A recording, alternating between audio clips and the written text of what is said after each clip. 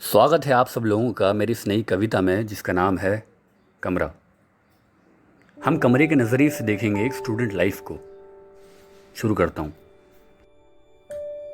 शहर की उस एक इमारत का मैं कोने वाला एक कमरा हूँ। ज़्यादा शोर शराबा तो नहीं रहता है, पर सुबह और शाम सामने वाले पार्क में खेलते बच्चों की आवाज़ें आती हैं। कमरे में दाखिल होते ही बाएं तरफ एक पलंग है और उसके ठीक सामने ही एक कुर्सी मेज, खिड़की को निहारते हुए।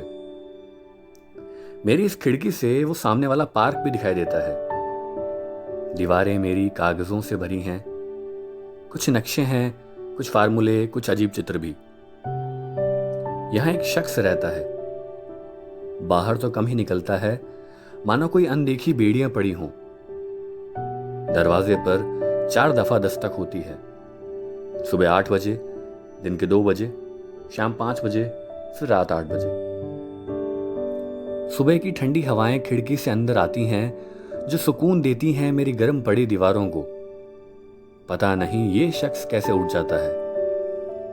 खिड़की से जब मैं देखता हूं तो बच्चे खुशी से खेलते नजर आते हैं, पर उनको देखकर न जाने ये क्यों दुखी होता है।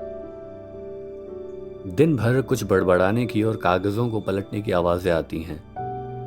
न जाने क्या लिखता ढूंढता रहता है उन कागज किताबों में। कभी कमरे में टहलता मेरी दीवारों से बातें करता है, कभी अचानक रोने लगता है। गुमसुम उस पलंग पर बैठे कुछ सोचकर फिर कुर्सी पर बैठ जाता है। कभी दूर उन पंछियों को उड़ता देख खो जाता है। दिन भर की थकान से जब मैं सोने लगता हूं तो रात को रोशनी कर देता है।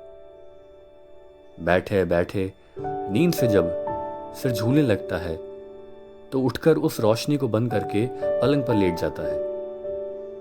तब कहीं जाकर मैं सोने की कोशिश करता हूं, उस वक्त भी न जाने किसे पुकारता है। शायद कहीं जाना है इसे, किसी से मिलना है। मेरे ख्याल में ये कागज किताबें इसे सताती हैं। मैं चाहता हूं उसे वो मिल जाए जो ये किताबों में ढूंढ रहा है। शहर की उस एक इमारत का मैं कोने वाला एक कमरा हूं।